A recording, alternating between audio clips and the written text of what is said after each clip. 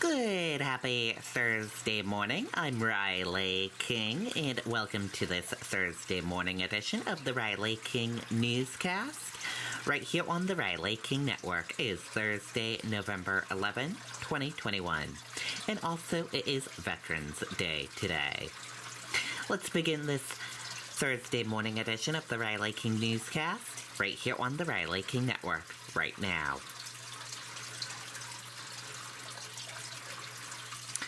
First up, 3 people suffer life-threatening injuries in Salem crash. Let's take a listen to that video from WMUR News 9. Palmer Gas and Oil has been keeping homes in New Hampshire, northern Massachusetts, and southern Maine comfortable for over 85 years. And the accident happened just before 8:30 last night on Pond Street, which is not far from Route 28. Police telling us that a Ford Mustang crashed into a tree, trapping 3 people inside. At this time, the victims' identities are not being released, but we do know that 2 of them were flown to the hospital, a third taken by ambulance to Lawrence Memorial. Again, authorities say they all suffered life-threatening injuries. Salem Fire worked for quite some time to extract all 3 passengers. 2 passengers have been transported by med flight to area hospitals, and 1 was transported by ambulance. Now, after being shut down for several hours, the road is back open this morning. Salem police say it's too soon to say what caused the accident. Reporting live in Salem, Ray Brewer, WMUR News 9. Okay, and there you go on that video and that report.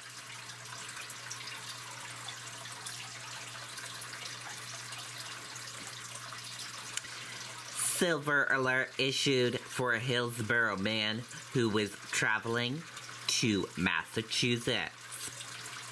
Let's take a listen to that video from WMUR News 9. We had an asphalt roof before this one, and we were running into a few problems, interior attic mold and... And now more breaking news, a silver alert out of Hillsborough. Police say 69-year-old Dennis Jacoumis left the town at 11:30 this morning, but never made it to his destination of Arlington, Massachusetts. He is diagnosed with dementia. Police say he was driving a gold 2004 Toyota Camry with New Hampshire license plate 4334334. Okay, and there you go on that video and that report.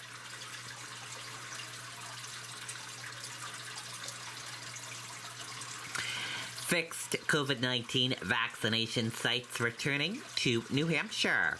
Let's take a listen to that video from WMUR News 9. We had an asphalt roof before this one, and we were running into a few problems, interior attic mold and mildew.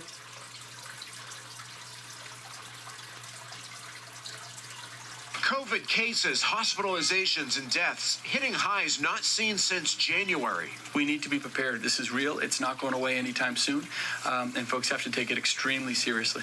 Numbers are rising in New Hampshire and across the Northeast. The reasons haven't changed. It's just that, the shift isn't to as large of a population base because so many of us are vaccinated, but the Delta variant is very aggressive. Some of tonight's numbers are triple what they were 1 year ago, and the governor says that trend could continue into winter. Is it realistic to say that if our vaccination rate continues to about where it is, could we see numbers in terms of cases about 3 times as high as they were last year? Yeah. I mean, that's very possible, and unfortunately, that's what I'm planning on. I don't want to see it, obviously. Health experts say the solution is what it's always been. Get vaccinated. Vaccination is the best way to protect people against infection, but also, in particular, hospitalizations and deaths. And for those who are vaccinated, Dr. Benjamin Chan stressing the importance of a booster shot. Getting a booster will help boost that vaccine efficacy back to sort of the high levels we saw initially. It will help prevent infection, and so we're recommending that people that are able to get a booster dose. Mike Cronin, WMUR News 9. Okay, there you go on that video and that report.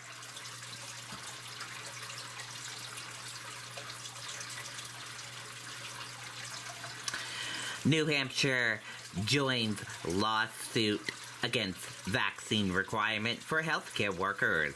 Let's take a listen to that video from WMUR News 9.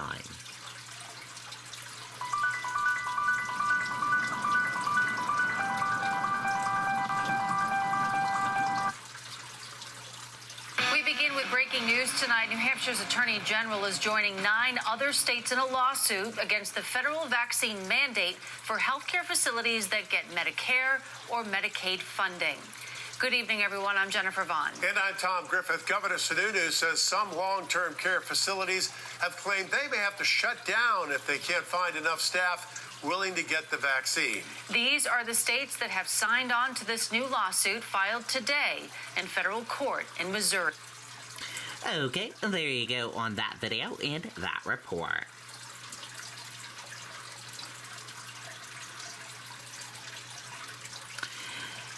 Executive Council reverses course, votes to accept 22M to bolster New Hampshire's COVID-19 vaccination rate. Let's take a listen to that video from WMUR News 9. Calling all experienced fuel delivery drivers, HVAC techs, and installers. Palmer Gas and Oil is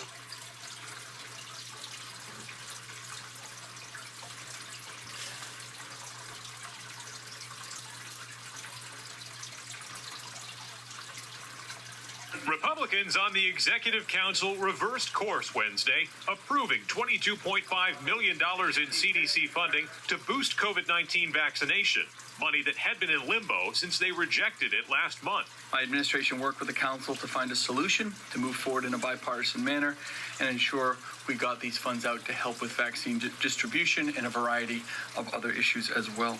The compromise was a non-binding resolution now attached to the funding, condemning vaccine mandates and calling for the New Hampshire Immunization Registry to become an opt-in program. I think it's the best of both worlds. Those who want to get the vaccination, the resources will be there so they can get the vaccination while protecting the rights of those who don't feel that that's for them. Not everyone was on board. Councillor Ted Gatzis voted present in protest, saying that attaching a resolution to a funding item could set a negative precedent. How are we as a council doing things that we shouldn't be doing? Because now we're going to be seeing whereas is coming before this council almost every agenda item that we have, if we disagree. Councillor Cindy Warmington, the lone vote in favor of the vaccine funding a month ago, disagreed with the resolution language, but said moving the money forward was more important. It's a meaningless resolution. It's intended to give political cover to people who made a wrong vote the first time, and they got enough political pressure that they changed their vote. And I'm glad that they did. They've done the right thing today. This is the right thing for the people of New Hampshire. This funding still faces another high hurdle. It has to get past the State House Fiscal Committee. It meets next on November 19th. Reporting live in Concord, Adam Sexton, WMUR News. Okay, and there you go on that video and that report.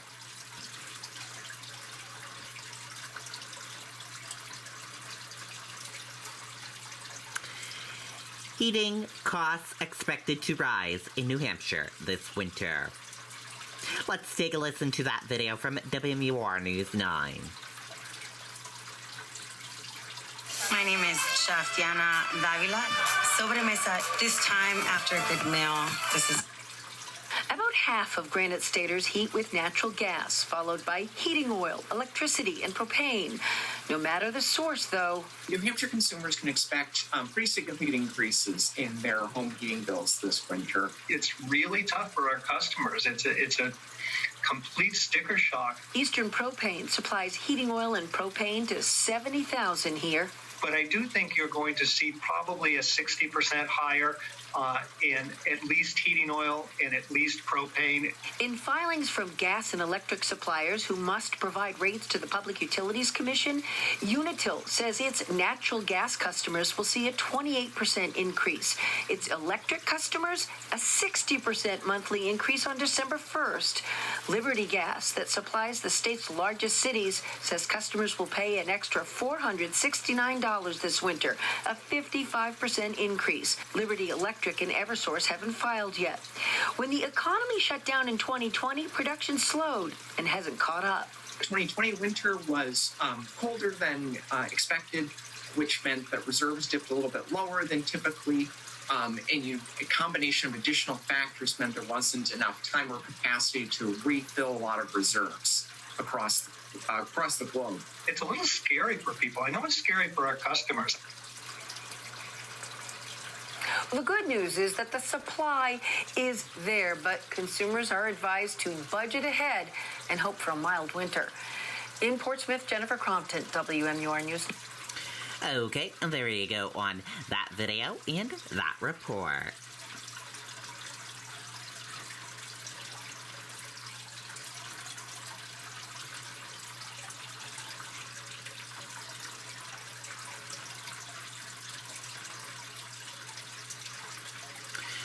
Consumer prices continue to rise.